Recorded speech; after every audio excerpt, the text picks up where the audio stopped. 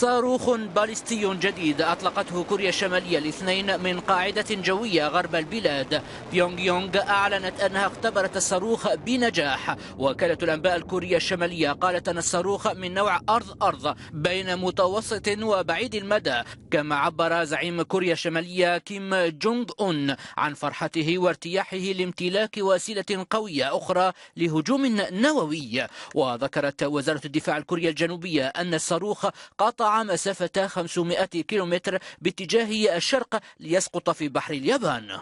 مجلس الأمن يعقد جلسته الطارئة بعد ظهر الاثنين بطلب من واشنطن وطوكيو وسيول. الرئيس دونالد ترامب جدد تأييد الولايات المتحدة الكامل لليابان. رئيس الوزراء الياباني شينزو آبي الذي يزور الولايات المتحدة اعتبر التجربة غير مقبولة.